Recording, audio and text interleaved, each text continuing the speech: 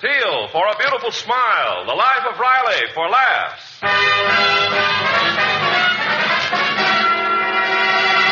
Teal, T-E-E-L, Teal, the amazing liquid dentifrice. That's it, T-E-E-L.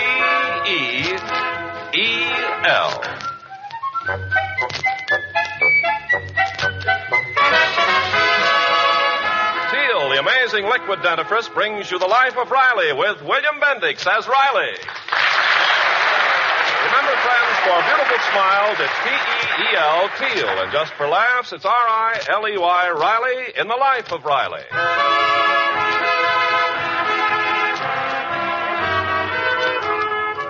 Well, for the past few weeks, Mr. and Mrs. Chester A. Riley and their two teenage children, Babs and Junior, were vacationing in the East, and all was quiet on the Western Front. But now the family is back in their little California bungalow, and as we look in on the Rileys, we find them on a subject that comes up in a lot of kitchens. But, Mother, the coat's only $30. I'm sorry, Babs. We just can't afford it. I'm going to ask Daddy. Now, don't start pestering your father at breakfast. You promised him never to talk about money during mealtime. I know. So now whenever I bring up the subject of money, he starts eating. Mom's right, Babs. Lay off of Pop. Let's keep him in a good mood. Well, that's very considerate of you, Junior. Well, sure. Then I can hit him for $1. You'll do nothing of the kind. Oh, what a beautiful morning. Oh, good morning, Dumpling. Hello, dear. Morning, Offspring. Hello, Daddy. Ah, that's what I like to see. My own little family gathered around the breakfast table without a care in the world. Daddy, dear. No. Pop? No. Gosh, you don't even know what I was going to ask you. I know. When it comes to you kids, I'm psychopathic. You want money? Only $1. Didn't I give you $1 yesterday? Yeah, but you made me give you 4 quarters for it. Oh, Junior, stop annoying your father. Yes, leave him alone. Poor Daddy hasn't even had his orange juice. Oh, here, Daddy, drink mine. And what do you want? Well, I really do need a new coat, Daddy. Here's your orange juice back. Now listen, kids, I know you need things, and so does your mother. You should see the roses on her best hat, all wilted. But I'm not going to get a new one. Of course not. We just fertilized the old one. I mean, we just got to economize. You know, a riveter's pay envelope ain't worth what it used to be. It's inflation. Pop, what is inflation anyway? Well, it's, you mean to say you don't know what inflation is? I bet your sister knows. Babs, you tell her. Well, I'm not too clear on it. Just what is inflation? Well, it's, can you beat that, Peg? They don't know what inflation is. Suppose you explain it, dear. Well, it's very simple. You see, well, take the price of steak. Starts going up and up and up. Pretty soon we can't afford to buy steak. All we can afford is spaghetti and potatoes. So you eat spaghetti and potatoes 7 days a week, and then one morning you try to put your pants on and you can't button them. That's inflation.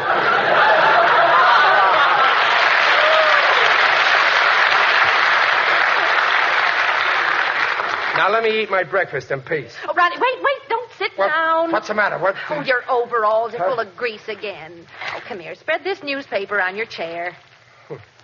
Never mind. I'll eat standing up. But just remember, this grease feeds our family. Well, just the same, I wish you had a job where you didn't have to wear overalls. Oh, I see. You're ashamed of my job. Why, no, I'm not, dear. Well, you should be. A fine father. I can't even give you the things you need. Oh, stop that, Riley. Why, we get along all right. Oh, you're just saying that, Peg, to make me feel good.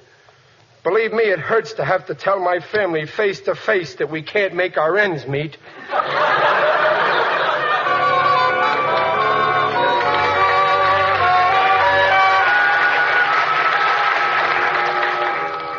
There they were, Gillis, my own wife and kids begging me for things that they need. So what?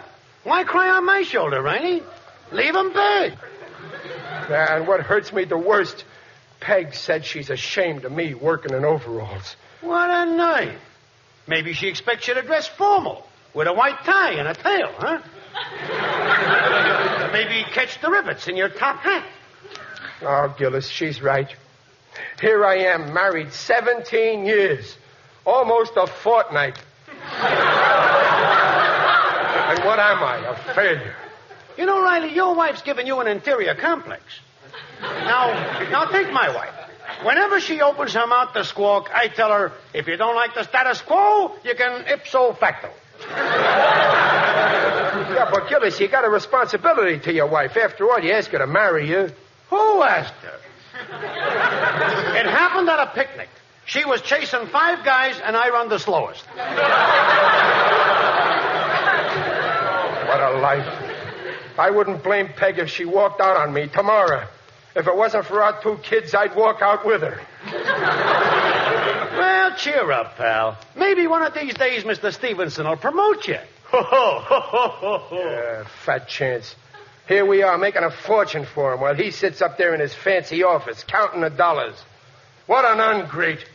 What a weasel. Hey, Riley, you're wanted on the phone. Oh, me? Yeah, take it in the machine shop. It's Mr. Stevenson.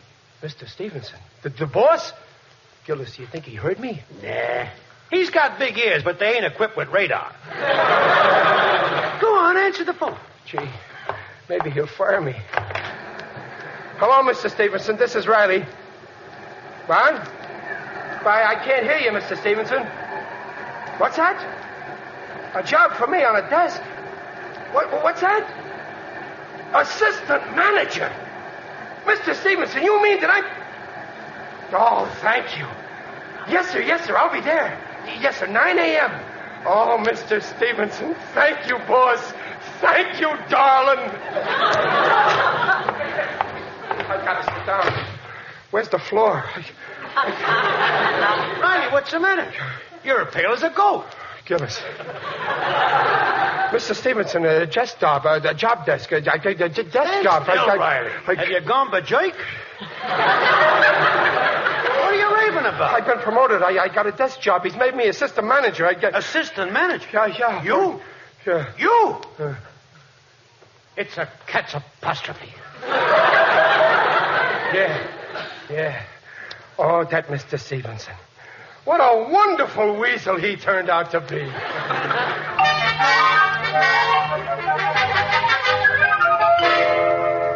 Gosh, oh boy, assistant manager. Oh, that's just wonderful, Daddy. Assistant manager. I just can't believe it. Now, Peg, don't be a doubting tomcat. Stevenson just phoned me up himself. Gee, you'd think a guy's own wife would believe him. Oh, I do believe you, dear. And I'm proud of you. So am I. You know, all my life I thought I was a dunce. But Stevenson convinced me. Chester A. Riley, assistant manager. Well, what does an assistant manager have to do, Pop? Junior, it's a cinch. All day long I'll be sitting back in my swivel chair with my hands behind my head, pushing buzzers. No, how can you push buzzers with your hands behind your head? I got toes, ain't I? Riley. Oh, gee, it'll be heavenly to be rich, Daddy. We'll be on Easy Street, Dumplin'. All my life I've been promising you and the kids all kinds of things. Well, from now on, when I promise you things, I won't be lying. Well, can we get a car? You bet. Can I drive it, Pop? Sure, and I'll buy you a chauffeur's uniform. And, Dumplin', I want you to go out and buy anything you want. Open charge accounts in all the stores. With my new salary, I can afford to owe everybody. And you know, Peg, we're going to send your mother Well, Peg, what's the matter? You're crying. Oh, it's nothing.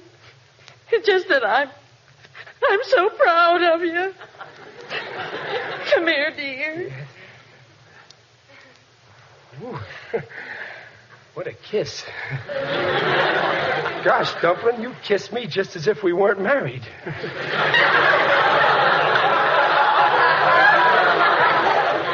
I still can't believe it. It's all like a dream. Yeah. And we got my boss, Mr. Stevenson, to thank for all this. That man will always have my undying gratitude. I'll work hard. I'll go up and up and up. And someday, you'll see, I'll take Stevenson's job away from him.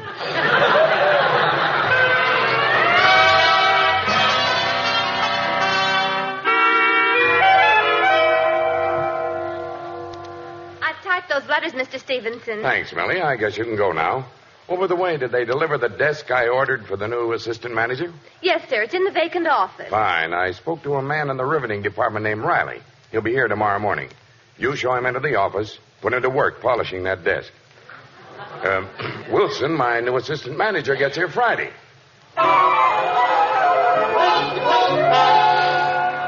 Oh, hurry up with that tie, Dumpling. I don't want to be late the first day. Stop fidgeting. Well, I can't. There, now it's all tied. How's it look, Mrs. Daddy, I never saw you look so dressed up. Junior, are you through shining my shoes? Stand still while I brush Well, you. all right. Junior, did you call a taxi? I gotta have a taxi. Taxi, Daddy? All the way to the plant? No, only to the bus. Well, goodbye, Dumpling. Goodbye, kids. Wait a minute. Where's my lunch pail? Oh, Daddy, executives don't carry lunch pails. Oh, okay, then I won't eat. Well, goodbye. Wait a minute. Let me take another look at you. Yeah? Oh, my, you look wonderful. Yeah. When I walk into the office and they see me all dolled up like this, somebody's going to get the shock of their life.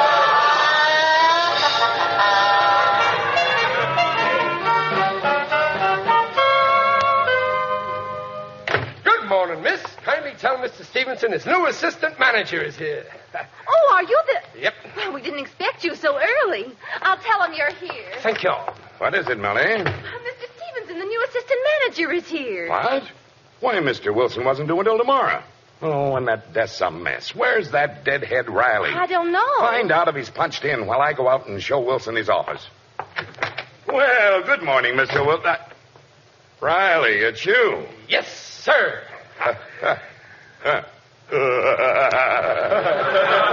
Oh, that secretary of mine thought...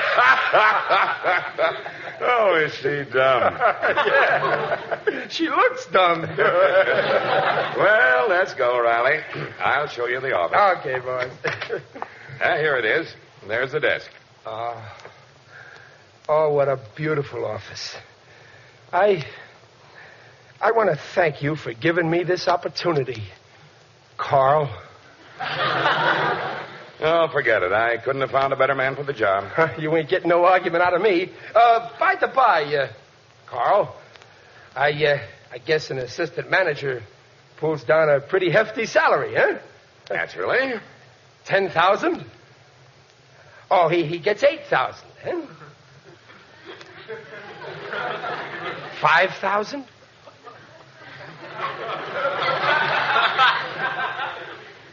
4?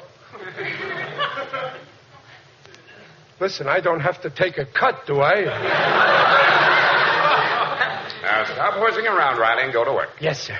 But you know, boss, I'm kind of surprised that you put me on this job. After all, I'm a little on the rough side, but give me a little time and I'll get plenty of polish. You don't have to get polished. There's a whole gallon in the corner. Now get into some overalls and start polishing that desk. Hold on a second, Chief. You don't expect an assistant manager to polish a desk. No, I expect you to do it. And have it finished before Wilson, my new assistant, shows up tomorrow. Wilson? Assistant? But I thought that You mean he... I'm just going to polish... What a revolting development this is.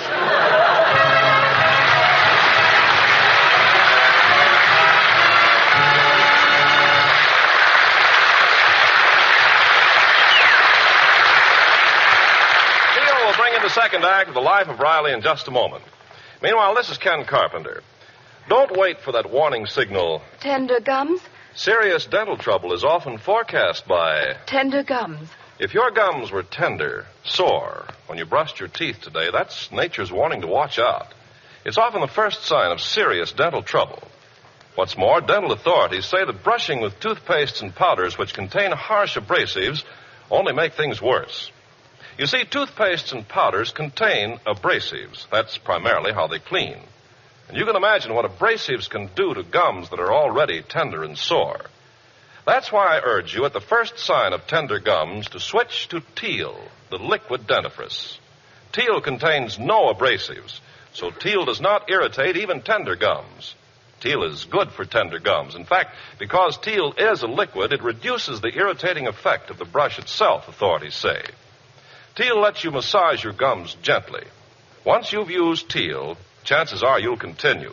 You'll like the way it makes teeth look sparkling clean, the way it helps sweeten your breath and gives your mouth a refreshed, tingling taste. So when gums hurt, see your dentist and switch to Teal. Better yet, don't wait for that warning signal. Get Teal now and follow directions on the package. Remember, that's Teal, T-E-E-L, Teal, the modern liquid dentifrice. And now back to the life of Riley with William Bendix as Riley. Well, it was a happy Riley who left home this morning for the Stevenson Aircraft plant under the impression that he was to take the assistant manager's desk. Then he discovered that he was to take the assistant manager's desk and polish it. And now, after 8 hours of rubbing the desk, he faces the ordeal of telling his proud family the shocking news. Oh, hello, dear. Ah, you big shot. Did you put over any big deals? Did you fire Did you anybody? take letters? Have you got a secretary? Oh, What's she doing? children, give your father a chance. He must be dead tired. Remember, he's been thinking hard all day. Yeah. I can hardly lift my right arm. Your arm? For picking up the telephone all day. Well, sit down, dear, and tell us all about it. Yeah, sit down here, Pop. Here's your pipe. Thanks. Shall I put on your slippers, Daddy?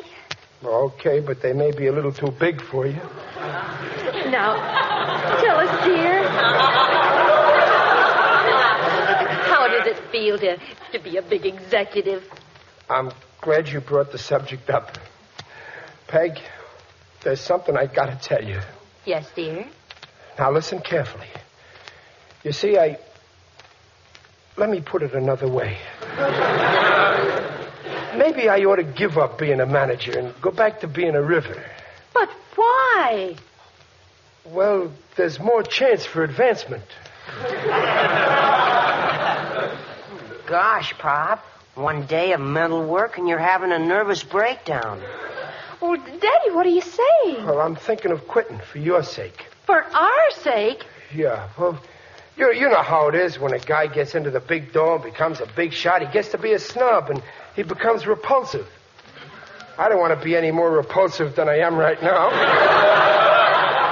Oh, now, darling, you're just excited about your good luck. Come on, let's have dinner. No, not yet, Peg. I'm going out for a little walk. I want to blow out my brains with some fresh air.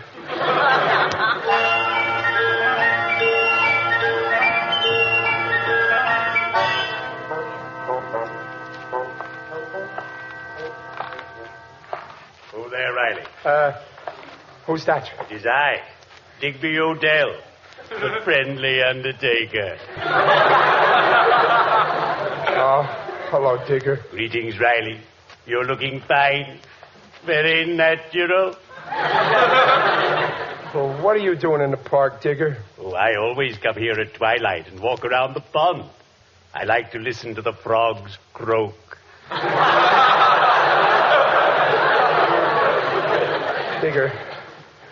Digger, I'm in a jam. Maybe you can help me. Depend on me, Riley. I've given many a man a push in the right direction. Well, then tell me. What do you think of a guy who's living a double life? A double life? 2 lives? I've yet to meet a man who had more than one. If he had, he should have spoken up. Wait, Digger, you missed the point I got in my head. I mean a guy who's making believe he's something he ain't. A faker. Oh, I despise fakers. Fortunately, they're always caught and disgraced. They are? Oh, yes. In my profession, we have a saying. A man may lead 2 lives at once, for one reason or another. But in the end, you nail him good. That's all, brother.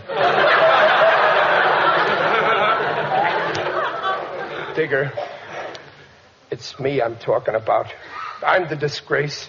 I'm a failure as a husband. Ah, husband. Limping home after a hard day's work to the faithful little woman. Listening to the patter of little feet as the kiddies romp on the dining room table. In-laws dropping in for a weekend and staying long enough to get squatters' rights. I adore bachelors. They're so gay. Right now, I wish I was a bachelor. Then maybe my children would like me better.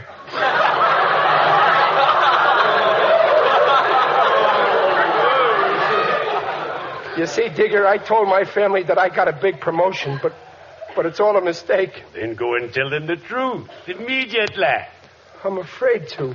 They'll hate me. Have it your own way, Riley.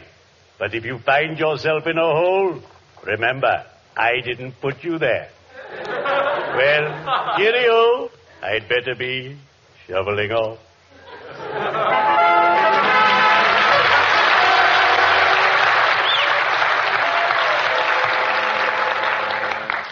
What a job. I get all the dirty work. Riley, aren't you through polishing the desk? Not yet, Millie, not yet. Well, hurry up, molasses. Don't make this a career. Miss Hoity-Toity. Always criticizing. When she thought I was assistant manager, she gave me respect.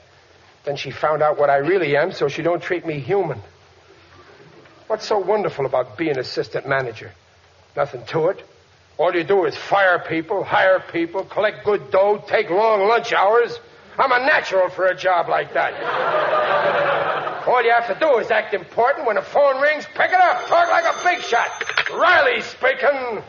This is Barker on the front gate. Your wife and kids are on the way up to see you. Listen, Barker, don't bother me with petty details or I'll slip you a pink slip.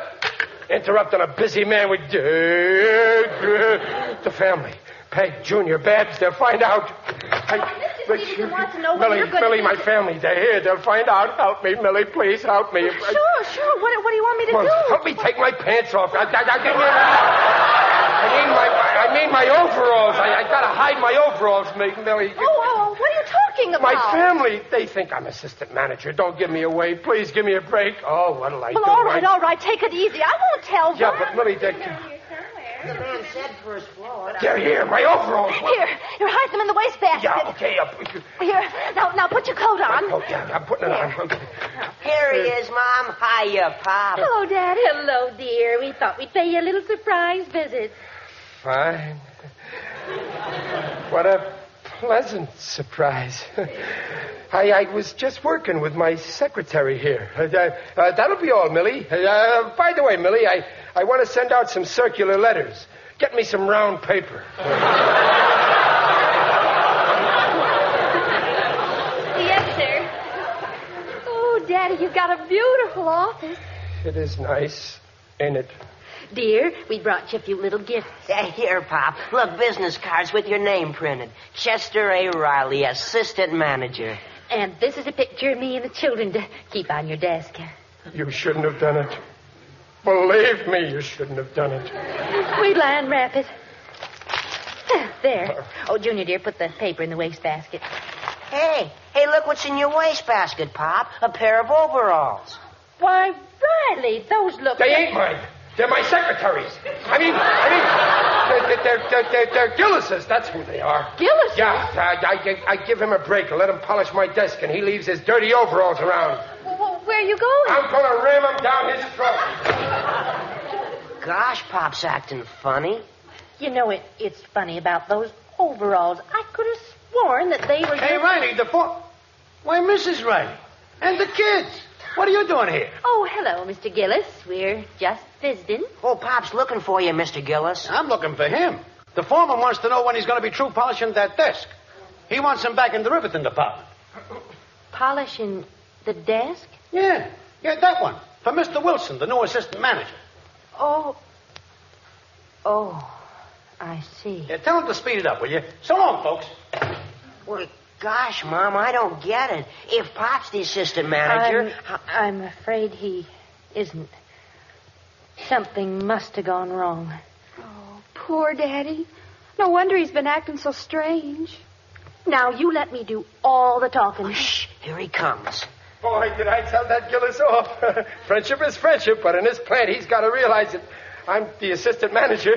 That's right, dear.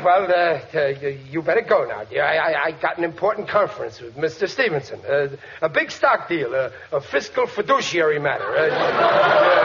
You see, I figured out that the common stock is too common, and so I'm Riley, gonna dear. make...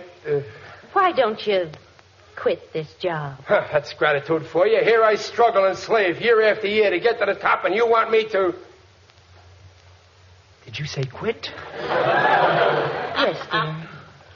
Well, I don't know. I hate to leave him in the lurch. Well, I know, dear, but you'll be happier in your old job. Do it for my sake. For your sake? Come on, Pop. Quit. Oh, yes, Daddy, give it up. You're asking me? Yes, we're asking you. You're begging me. Yes, we're begging you. You're pleading with me? Yes, we're pleading with you. Okay. I quit. You forced me into it. Oh, Riley. Oh, thank you. Oh, Dumpling. Now I'm a failure again. I'm the happiest man in the world.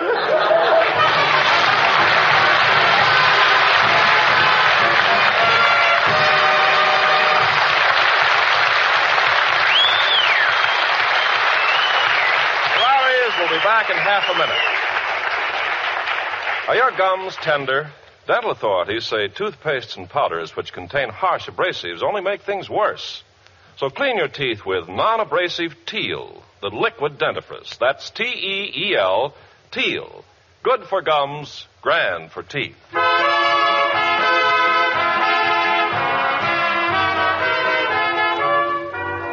Riley, are you asleep? Only my foot. My mind is still awake. Peg, there's something I gotta tell you. Yes, dear. I never was assistant manager. I just thought I was. I got mixed up. Oh, I see. Sometimes I ain't very bright, am I? No, dear. You certainly aren't. That's what I love about you, Dumpling. You always agree with me.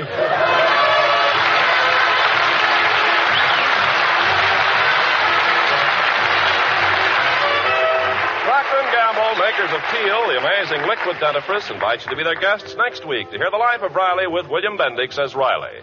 William Bendix is currently starring in the Universal film White Tie and Tails. The Life of Riley is produced for Teal by Irving Brecker and is directed by Don Bernard. Music by Lou Kozloff.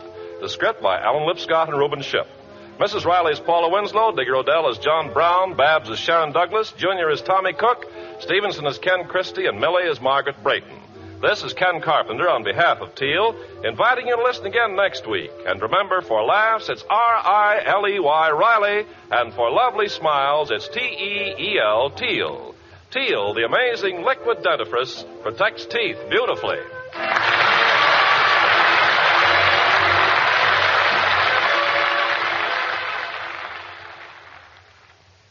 Ladies, the exciting news these days is Dreft, D-R-E-F-T, Dreft, Procter & Gamble's sudsing miracle that gets dishes so clean they shine even without wiping. Yes, the first suds in history to wash even glasses so clean they positively sparkle whether you wipe them or not. You see, Dreft is different from any soap or soap flakes you ever used. It can't leave any streaks on dishes the way all soaps do. Yes, and it's almost unbelievable the way Dreft cuts grease. It just seems to melt away. Another thing, in water as hard as nails, Dreft makes suds instantly. Gives 5 times more suds than any soap you ever used. Dreft is kind to my hands, too. It's just wonderful every way. That's a fact. No soap in the world, no other suds of any kind is the same as Dreft. Dreft, the amazing suds discovery that gets dishes so clean they shine even without wiping. Get D-R-E-F-T, Dreft. Listen again next week, same time, when Teal for a Beautiful Smile brings you the Life of Riley for laughs. NBC, the National Broadcasting Company.